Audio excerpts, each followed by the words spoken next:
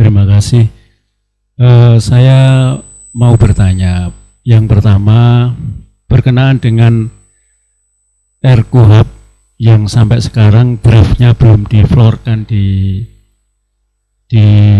masyarakat. Nah itu kira-kira permasalahannya itu apa? Terus kemudian yang kedua, berkenaan dengan RKUHP yang rencananya mau disahkan, sudah disahkan ya?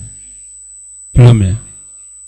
RKUHP ya, belum disahkan. Itu pada dasarnya berkenaan dengan kewenangan penyidik itu kelihatannya yang harus diketahui oleh masyarakat adalah bagaimana kewenangan yang sangat luar biasa yang dimiliki oleh penyidik itu diatur dalam RKUHP ya, rancangan Kitab Undang-Undang Hukum Acara Pidana ini, sehingga nanti kewenangan itu tidak tak terbatas, tapi harus terbatas, yang dimana kewenangan penyidik itu harus langsung diawasi. Saya setuju sih Pak, terutama oleh hakim yang mengawasi itu, karena sekarang ini penyidik itu konsultasinya bukan ke hakim tapi ke jaksa, jadi ya ke atasannya, jadi nggak langsung ke hakim. Kalau misalnya konsultasinya ke hakim, otomatis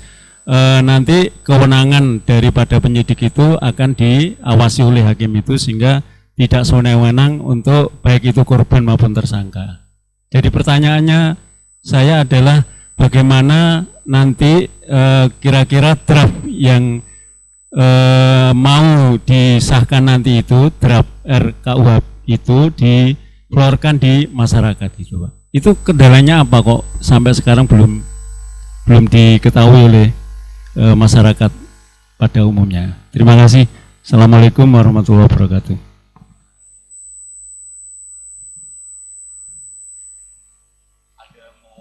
Ada yang mau memberikan pertanyaan lebih lanjut? Ini pertanyaan akan kita tampung lebih dahulu.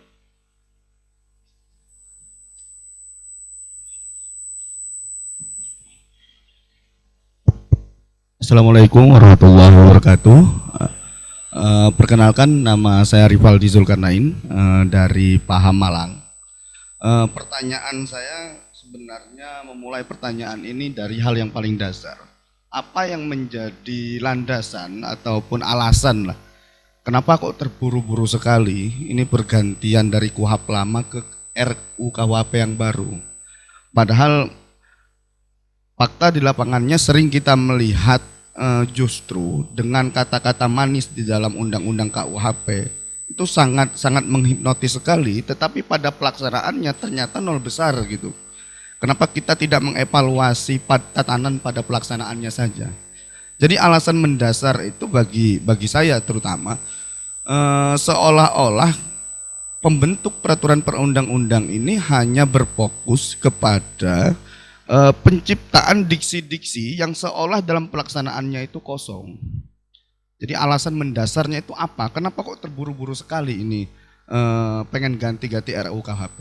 Itu yang pertama. Terus yang kedua berkaitan dengan, mungkin saya sepakat RJ, terkait dengan RJ.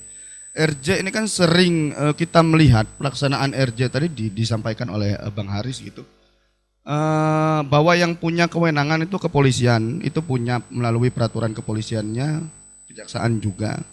Tetapi pada faktanya terkadang sering pemaksaan tabrakan, persyaratan formilnya tidak terpenuhi, mereka tetap melaksanakan RJ itu. Persyaratan materialnya terkadang tidak memenuhi, tetap dilaksanakan juga, dipaksakan. Dan terkadang mereka juga mencari-cari pelaksanaan RJ itu atau mencari-cari nominal-nominal dari sana lah.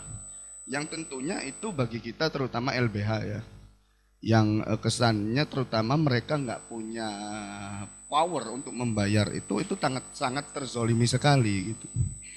Lah, kenapa kita tidak membentukkan ataupun para pembentuk yang merumuskan peraturan perundang-undang ini tidak membuat lembaga pengawasan yang menetapkan bahwa RJ ini bukan hanya bukan polisi meskipun mereka punya aturan gitu untuk melaksanakan itu, tetapi harus ada penetapan dari instansi independen atau pengawas independen lah terhadap pelaksanaan RJ. Karena kalau mereka ini kan seolah-olah ketika polisi melaksanakan, ada polisi yang bermain, kita laporkan juga ke kepolisian. Ini kan seolah-olah kita melaporkan ke temannya juga, kan gitu. Akhirnya nggak fair dong. Ketika kita melaporkan demikian, ada potensi mereka akan melindungi teman-temannya, kan gitu. Makanya dalam pelaksanaan RJ ini, dari dua pertanyaan saya tadi, ini tatarannya pada tataran pelaksanaan gitu. Dan itu kesannya menurut saya pribadi itu nol besar. Mungkin seperti itu pertanyaan saya Bang Haris dan rekan-rekan lainnya.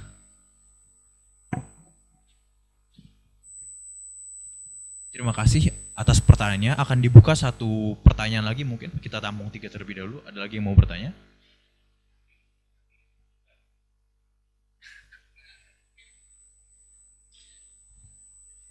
Tes. Bismillahirrahmanirrahim. Ada udang di balik batu. Assalamualaikum warahmatullahi wabarakatuh. Makan pisang, makan pepaya. Selamat datang di Surabaya. Baik, terima kasih. Jadi saya Hakim, bisa disebut Cak Hakim karena memang asli Surabaya. Saya mewakili Paham Surabaya, sekaligus juga mewakili Gema Keadilan Jawa Timur. Pak Ketua mohon izin, Mas Fuad belum bisa hadir karena ada hal yang nggak bisa ditinggalkan beliau di Malang itu. Jadi beliau titip salam, Pak Anton. Baik, mungkin ini selain pertanyaan juga penegasan, terutama buat abang-abang yang di Jakarta, Bang Haris sama Bang Anton nih. Orang-orang pusat, ya kan? Kayak kita kan orang daerah nih. Saya sepakat bahwa suara-suara daerah ini memang harus tanda kutip didengarkan. Saya apresiasi sekali dengan diundangnya kita, kawan-kawan di daerah ini untuk diberikan masukan, terutama bagaimana dan apa yang terjadi di daerah. Barangkali apa yang terjadi kemarin sama Bang Haris sama Mbak Fatia, kebetulan Bang Fatia juga masih seliting sama saya, sangat sama saya, masih muda beliau, ini menunjukkan bahwa memang bahaya ini nyata di depan, yang bisa jadi juga akan membungkam gerakan-gerakan civil society, seperti itu. Nah, jadi harapannya selain edukasi ini juga disampaikan kepada kita-kita yang memiliki kesadaran secara hukum yang sudah cukup bagus. Nah, yang kedua adalah bagaimana, tanda kutip, kolaborasi, elaborasi dan kerjasama antar civil society ini agar apa? Agar bahasan-bahasan seperti ini mungkin kalau bagi anak-anak hukum itu simple, tetapi bagi orang-orang yang gojek, ojol dan sebagainya sangat susah, ya kan? Padahal ini juga berkaitan dengan hidup mereka kan. Kayak tadi disampaikan sama Bang Haris bahwa ya sewaktu-waktu kalau ada orang nggak suka sama kamu bisa dipenjarakan, dikriminalisasi. Ya minimal kan seenggaknya dapat surat cinta lah dari kepolisian kan juga ngeri-ngeri sedap tuh kan ya bagi orang-orang biasa seperti itu. Nah, maka yang pertama adalah tadi mungkin menegaskan juga dari pertanyaan senior kami, Pak Erlambang. Saya izin mengenalkan beliau ya, karena kita kan sebagai junior mengenalkan seniornya. Pak Erlambang, beliau dari Mojokerto, jauh-jauh ke sini untuk menyampaikan aspirasi, luar biasa beliau ini. Sama juga kawan-kawan dari Malang. Jadi yang pertama, apakah ada tanda kutip info-info balik layar atau suatu arahan tertentu di pusat sana berkaitan dengan kenapa yang namanya penguatan institusi tertentu, ya saya nggak sebut merek ya, ini seakan-akan kok sangat kencang sekali. Sebagai kita tahu juga bahwa sebagai contoh hari ini kalau kita bicara soal korupsi saja, mungkin abang-abang di Jakarta juga tahu ya bagaimana show of force soal korupsi hari ini seakan-akan jadikan ini loh saya lembaga paling oke nih karena saya sudah menyelamatkan keuangan negara sekian triliun. Wah, seakan-akan decak kagum orang itu, wah ini nih paling oke nih. Dan kita tahu bahwa hari ini pun sudah ada 3 lembaga yang saya kira ya kalau secara positif mungkin fastabiqul khairat ya, berlomba-lomba. Ada KPK, ada kepolisian, ada kejaksaan. Tetapi kalau kita lihat secara mendalam sekalipun, capaian-capaian maupun tanda kutip bagaimana gerak mereka di bawah, terutama mohon maaf kalau kita mau bandingkan, KPK nggak punya kaki tangan di bawah. Tetapi lembaga lain, nggak saya sebut merek juga, itu mereka punya di tingkat kabupaten dan kota. Yang itu ya mau tidak mau harusnya ya menjadi salah satu hal yang juga harus dievaluasi secara menyeluruh. Bagaimana proses hukum acara pidana kita ini, terutama konteksnya yang lebih khusus, tipikor, ini juga terjadi di bawah ini.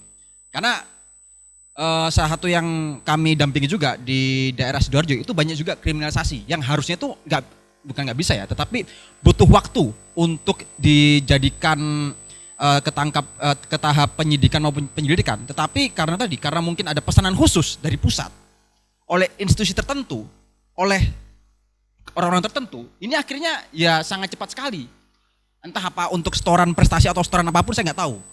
Karena tugas kami di LBH yang mendampingi prinsipal yang kebetulan punya SKTM ya. Saya nggak tahu apakah beliau punya aset atau enggak ya.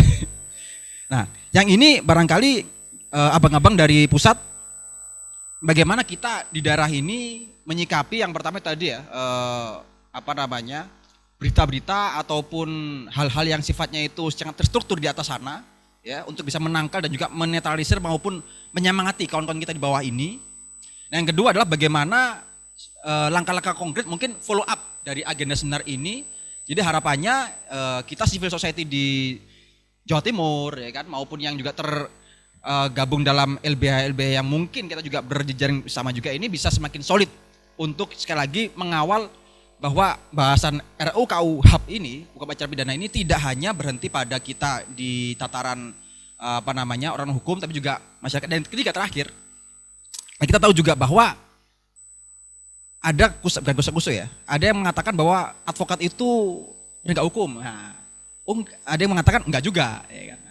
Mungkin dari abang-abang ini pandangannya bagaimana? Apakah di RUU KUHP ini, ya kan, posisi dari advokat ini baiknya seperti apa? Karena kan kalau beberapa waktu yang lalu kan Pak Habibur juga mengatakan kan, advokat ini pas pendampingan jangan sampai cuman tukang catat sama tulis saja ya kan, tapi juga bisa bantah. Ini kan seakan-akan kan memberikan angin segar buat advokat. Tetapi ya sama, kita sebagai orang yang juga bergerak di bidang masyarakat kan gak bisa ini jangan-jangan cuman gimmick doang ya kan. Makanya kami ingin pendapat bagaimana pandangan dari abang-abang dan senior sekalian berkaitan dengan posisi advokat di KUHP maupun posisi advokat secara umum di negara kita. Karena wamennya sudah ada yang dari advokat tapi kok masih gini-gini aja. Tapi tenang, saya beda sama Pak Wamen ya, saya bukan pernah di rezim. Baik, saya kira cukup, terima kasih atas arahannya dan mohon juga kerjasamanya. Assalamualaikum warahmatullahi wabarakatuh. Baik, terima kasih atas seluruh pertanyaannya. Selanjutnya akan dijawab oleh para pembicara. Pada para pembicara kami persilakan. Izin jawab ya. Enggak. Saya ini. Kenapa KUHP kok terburu-buru ya? Malah saya bilang bahwa telat. Kita reformasi itu 98. Kalau sekarang berapa tahun? 27 tahun. Kenapa kok harus harus segera dirubah begitu? Kita pengacara aja Mas ya. Kita mau menyampaikan alat bukti itu susah. Ahli tadi yang saya bilang. Saya pernah nangani perkara sama ini Mas Helmi Gus Helmi nih. Itu saya tahu bahwa saksi ahli-ahli ini tidak mempunyai kompetensi. Yang mempunyai kompetensi justru ahli yang saya nanti akan hadirkan. Bagaimana menghadirkan di penyidikan susah. Ya sudah, kita ngomong tolong itu panggil ahli ya. Ahlinya tolong dipanggil. Itu punya ngasih pertanyaan-pertanyaan kebanyakannya dari penyidik, Mas. Ya. Jadi kita pada saat itu akhirnya melakukan sebuah ya gugatan atau bagaimana, akhirnya di peradilan, di sidang ahli itu takut hadir. Karena apa? Kita tahu ahli yang saya bawa nanti itu adalah memang ahlinya di bidang itu, konstruksi pada saat itu. Ada profesor dari ITS yang dia punya license untuk memeriksa konstruksi, ya, untuk memeriksa konstruksi. Ternyata yang dari yang PT yang lainnya itu tidak mempunyai. Itu yang dipakai oleh jaksa untuk menyampaikan bagaimana dia bersalah, ada kerugian negara di situ. Ada yang fatal malahan. Jadi ada orang tukang pelitur untuk memeriksa mebeler. Ini harganya berapa mebeler itu? Itu masuk dalam persidangan, masuk dalam penyidikan, akhirnya dimajukan dalam persidangan. Saya tanya, dihitung sama BPKP. Saya bilang, saudara sarjana, saya juga sarjana. Masa orang satu simpel kayak begini ini saudara pakai untuk supaya menghitung kerugian negara? Saya sampai bilang, mohon maaf ini saya Bang Haris, itu tanya Bang Helmi itu yang di persidangan. Saya bilang, saudara ini ahli atau pelacur ilmu? Saya bilang begitu. Nah itu tadi, kenapa harus terburu-buru? Sebenarnya ini sudah telat banget ini. 98 sampai 2000 itu kewenangan negara sangat luar biasa. Bagaimana Bang Haris yang selama ini menyuarakan dikriminalisasi, untung bebas. Untuk bebas di persidangan. Kewenangan apa yang misalnya kalau kita ngomong hukum yang baik, kewenangan itu mestinya harus dibebarengi dengan pengawasan. Saya sangat setuju kalau misalnya ada hakim, di situ ada hakim pengawas, disitulah kita bisa. Nanti yang Mas Hakim tadi bilang bagaimana peran advokat. Saya minta bahwa advokat kalau bisa tidak hanya punya hak tapi punya kewenangan. Manggil itu penyidik yang nakal-nakal itu kemana? Ke hakim, ke hakim pengawas atau hakim apa begitu. Supaya kita ini menjadi advokat tidak hanya tadi dampingi, catat, duduk manis, kamu duduk manis. Aduh, istilah. Apalagi kalau di KPK itu dihalangi sama kaca. Itu.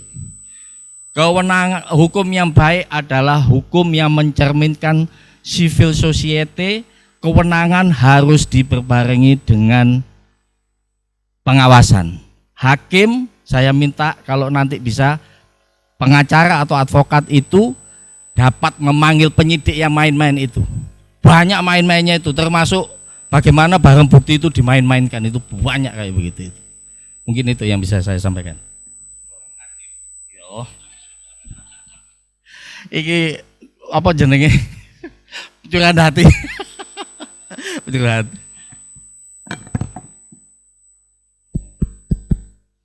Nanti dipotong videonya, cuma kirim ke klien tuh.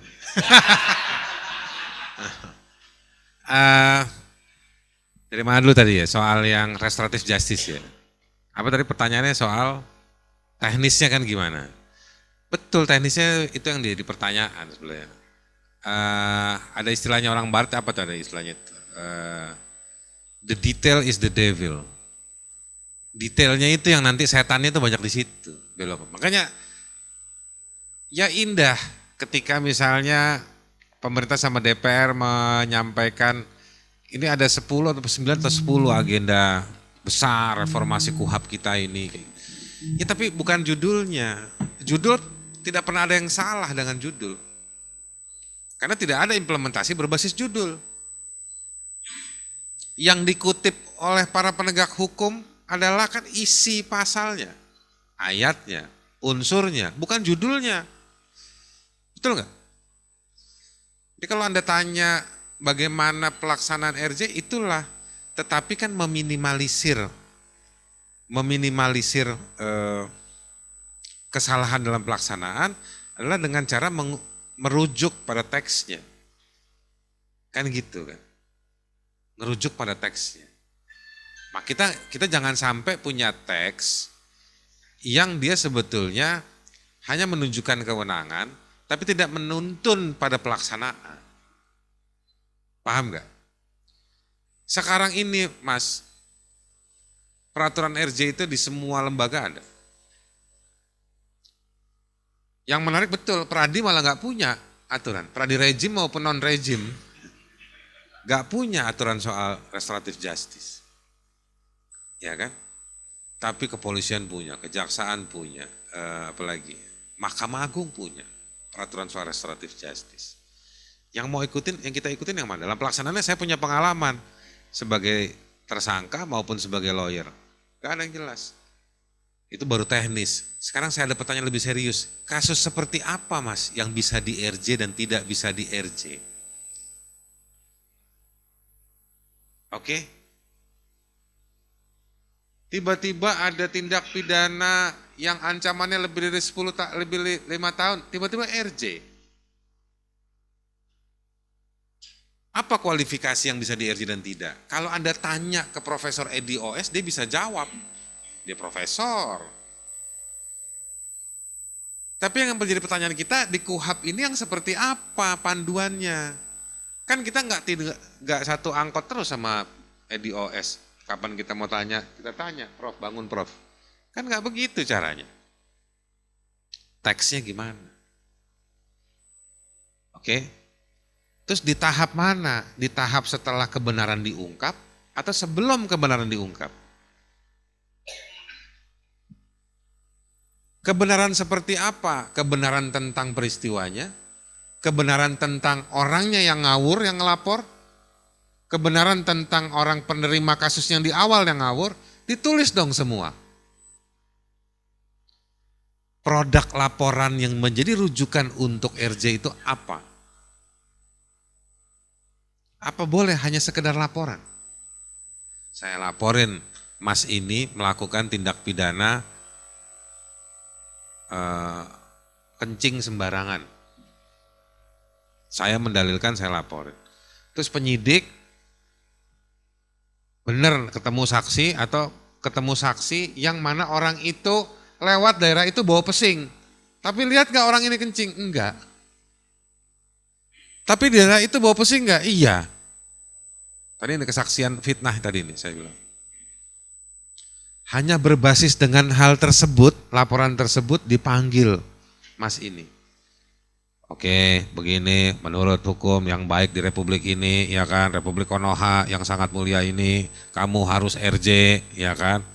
RJ-nya bagaimana? RJ-nya kamu minta maaf. Pas minta maaf dibikinin TikTok, hukum acaranya hukum acara TikTok. Ya kan? Di tahap mana? Produk apa yang mau kita jadikan dasar? Setelah fakta yang seperti apa? Atau menguji kasus ini? Setelah polisi ngambil keterangan baru dibawa ke pengadilan, kan harusnya kan kayak gitu. Pengadilan tanya, kamu saksi apa? Kamu saksi lihat dia kencing? Enggak. Kamu saksi apa? Saksi bahwa saya pernah lewat tiang listrik itu memang bau pesing. Hakim akan bilang kepada si penyidik, ini enggak kualifikatif. Kamu enggak boleh kerja, negara enggak boleh buang-buang duit ngegaji kamu, ngeluarin duit untuk penyelidikan kasus seperti ini. Ya kan? Bahwa di daerah tersebut bau pesing, solusinya bukan dipidanakan. Ya solusinya rapat RW kek. Bersihin kek.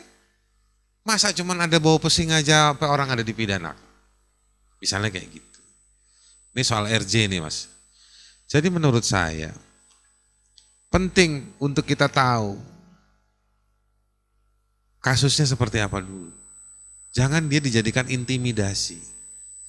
Itulah kasus-kasus pemidanaan berbasis bisnis dan politik. Nyari orang ini tunduk, dilaporkan, dicari selaknya. Konsultan-konsultan untuk mencari selak orang-orang yang mau dipidanakan banyak sekarang. Yang bisa investigasi kelakuan, investigasi pajak. Uang negeri ini apa yang nggak jebol-jebol semua. Ya kan? Ya kan? Data ininya ketahuan, kan udah intercept. Nah jadi menurut saya penting ya kita tuh mau ngomong RJ, detailnya seperti apa? Kok penyidik jadi mediator? Ini apa konsepnya? Produknya apa? Dia yang ngungkap, terus dia yang mediasi kan nggak boleh. Coba bandingkan dengan kasus perdata. Anda gugat sampai pengadilan sama hakim, hakimnya aja nggak jadi mediator. Hakimnya bilang dia tunjuk ada hakim mediasi. Ini konsep KUHAP kita ini apa? One door service. Hah? One stop service. Saya khawatir KUHAP kita ini one stop service. Laporlah pada polisi, beres tuh kasus. Ya kan? Daripada kamu nuduh, lawyer-lawyer mau nuduh polisi atau jaksa ini kelebihan wewenang, kasihlah judul yang bagus. One stop service. Ya kan? Jadi maksud saya Gak bisa begitu, gak boleh. Makanya coba dibaca di KUHP yang beredar tuh draft.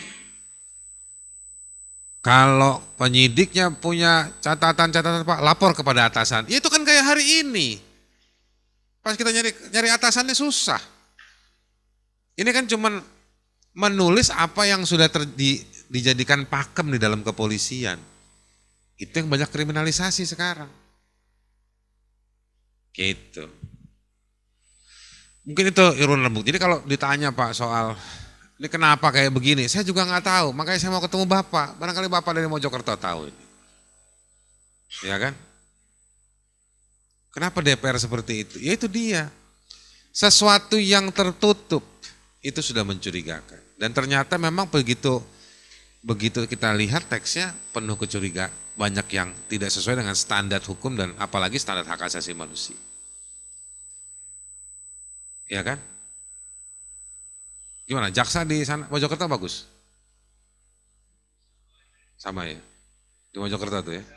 Kak Jarinya teman saya tuh, nanti saya telepon dia.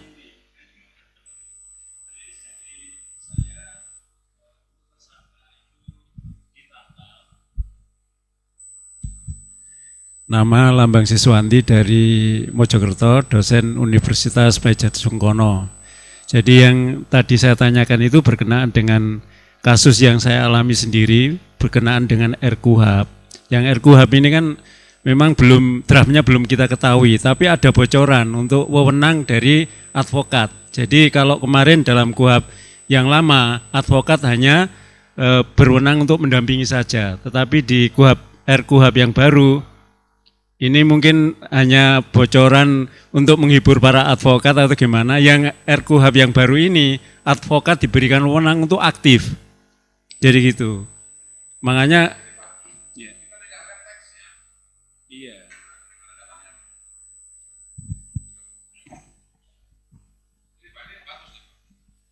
kita tuh nggak ngeliat teksnya. Kita cuma kemarin lihat ada potongan video Habibur Rahman bilang bahwa ini kita ngerti, kita juga lawyer nih, ini kita alami. Mana teksnya? Bisa kita nanti ke depan polisi atau ke kejaksaan pas lagi pemeriksaan bawa videonya Habibur Rahman. Ini Habibur Rahman ngomong kayak begini dulu. Kita mesti lihat teksnya Pak. Alat bukti dalam proses legislasi ini lihat teksnya. Gitu. Dan Bapak tadi nanya kan soal lawyer kan? Advokat. Udah ada bab khusus, tapi kita disusupin, dikasih bebannya negara, lempar ke kita, bantuan hukum. Bantuan hukum itu kewajibannya negara kepada rakyat yang miskin, yang buta hukum, nggak punya uang, negara harus sediakan. Jangan dititipin di babnya advokat. Kita ini penegak hukum Pak. Bapak advokat? yes, Iya makanya Bapak. korban. Advokat yang jadi korban. Gitu Pak kira-kira. Jadi intinya kita ini Pak Azhar ya, belum tahu teksnya ya, sampai saat ini. Betul. Lah Bapak juga kok nekat datang ke sini nggak tahu teks. Makanya saya tanya, mungkin dari pusat, dari Jakarta ada bocoran Kalau kita gitu. kan cuma kancane wong pusat. Ya kan? kancane wong pusat. Ya terima kasih. Makasih Pak, sama-sama Pak.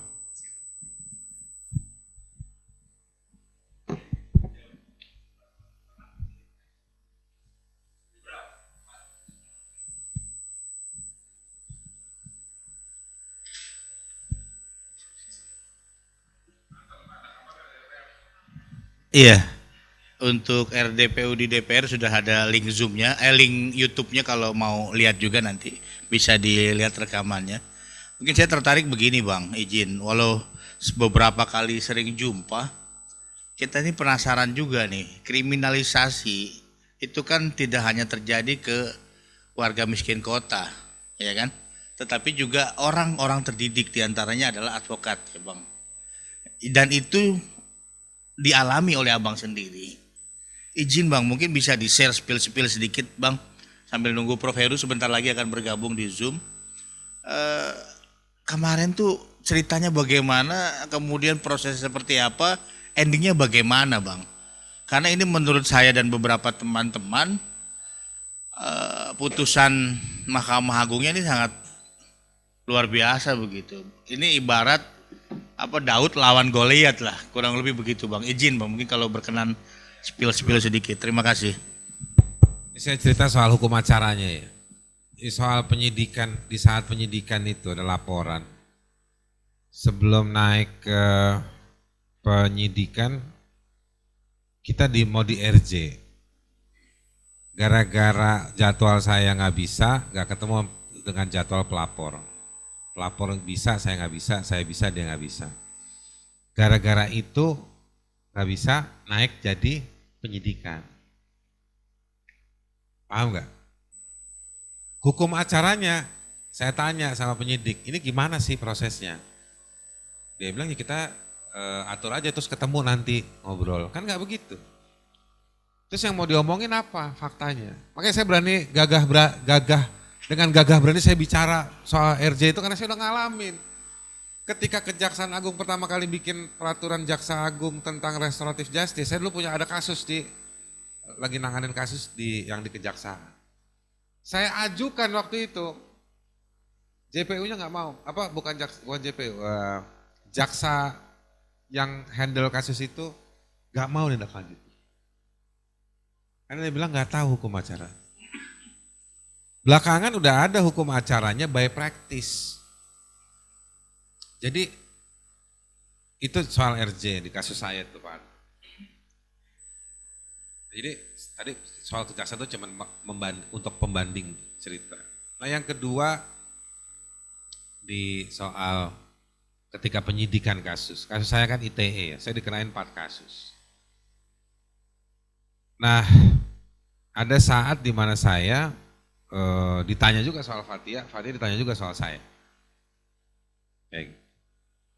Nah di polisi relatif penyidiknya relatif ya sangat arahan banget. Kan kasusnya high politik ya.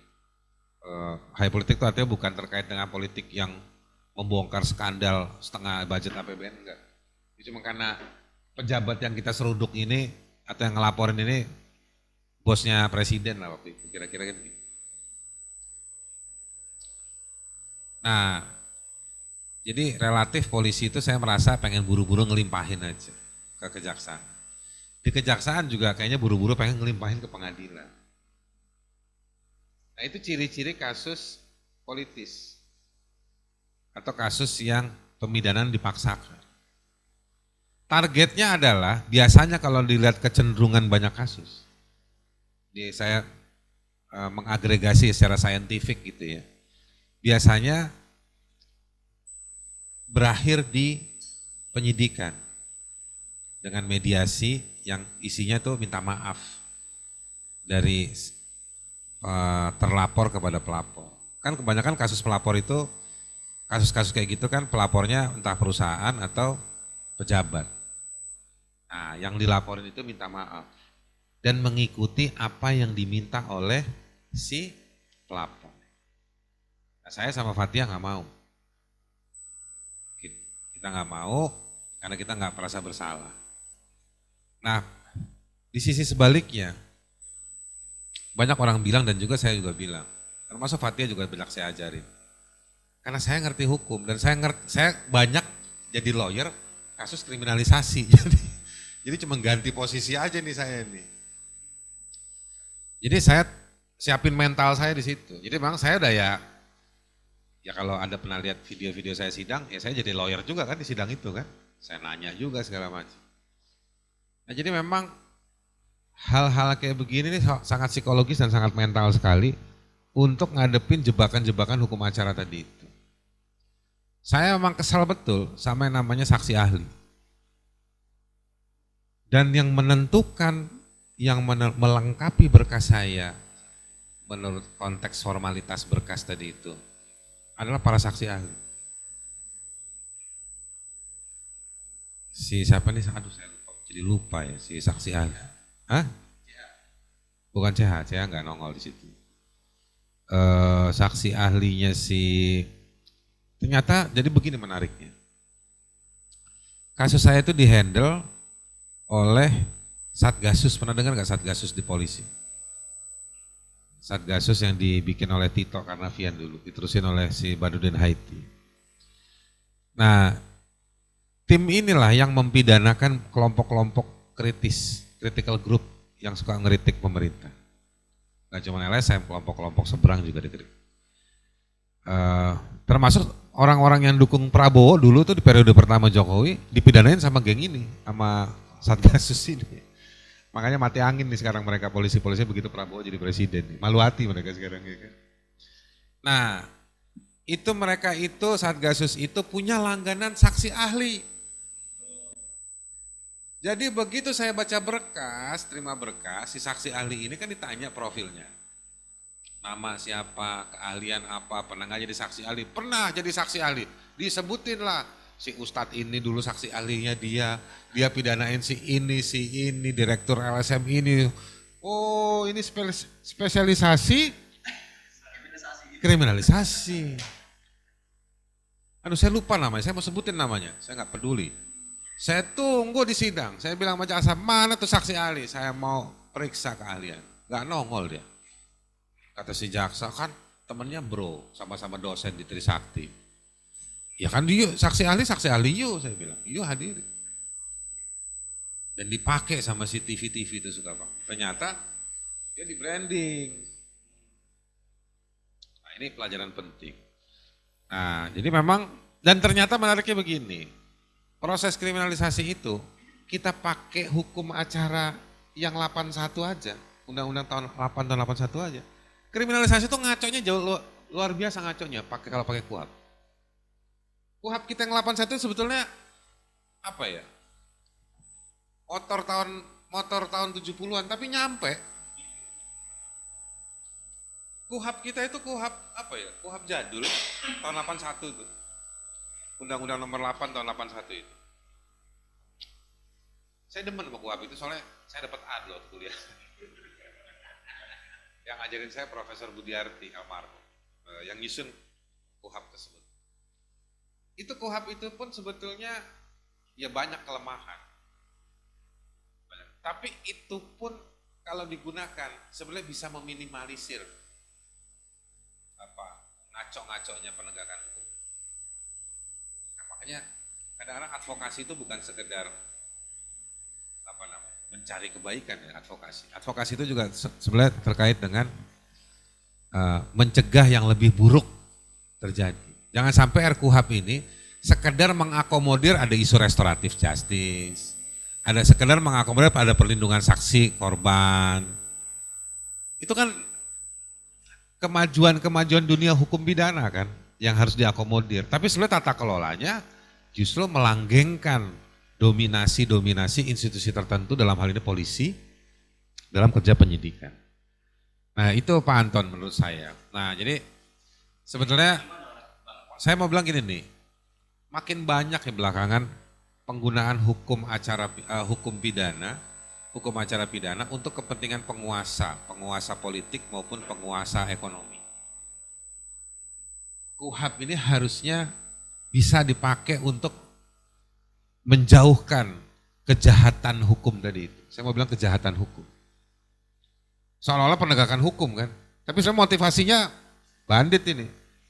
Berlindung di atas nama penegakan hukum. Makanya dari kantor polisi apa ya? Banyak parkiran penuh ya. Ya. Mesti ada sesi khusus tuh menjelaskan kenapa itu. Nah, jadi saya mau bilang bahwa hukum dipakai itu. Yang penjahat sebenarnya tidak terjamah oleh hukum acara kita. Itu. Kok malah negara undang-undangnya, budgetnya, manusia-manusia PNS-nya dipakai untuk mempidanakan orang yang tak bersalah. Itu depan mata saya. Nah saya pengen tahu naskah akademik RKUHP ini masuk gak? Memotret gak fenomena kebiadaban hukum itu?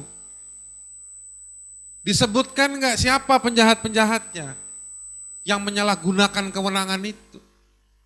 Naskah akademiknya itu harus ngomong gitu. Ini baru kita minta rancangannya aja. Gak ada, apalagi kita minta naskah akademiknya. Gak bisa, gak takut saya yang muncul itu pejabat DPR atau profesor hukum yang jadi wakil menteri. seolah-olah dia yang mensilaukan kita. Udahlah nggak usah ngomong naskah akademik. Saya tantang sekarang. Kalau dia memang profesor hukum, mana buktikan naskah akademiknya mana? Memuat nggak fenomena sosial itu? Penggunaan hukum acara untuk apa namanya? Kepentingan politis dan kepentingan bisnis. Gitu. Itu masalah kita. 10 tahun itu nyata loh. Bahkan orang-orang yang dukung Prabowo nih, banyak yang dizolimin dari penggunaan hukum acara itu. Sekaligus nanti kita cari mana polisi-polisi itu semua tuh sekarang dari mana tuh. Iya kan? Naik pangkat apa kagak tuh. Tahu diri apa enggak tuh dia orang. Gitu. Bongkar aja nih soal KUHP ini, seru kok ini. Ya kan? Biar lebih menggema dalam mencari keadilan. Asik. Gitu.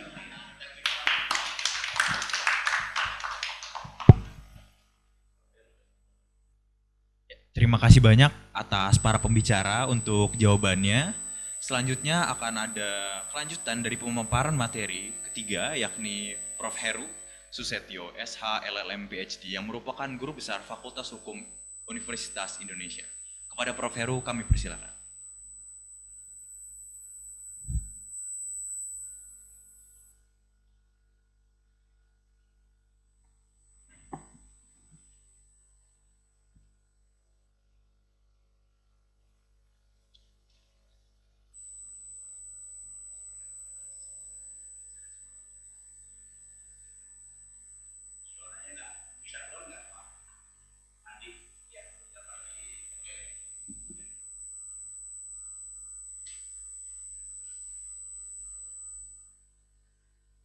Prof.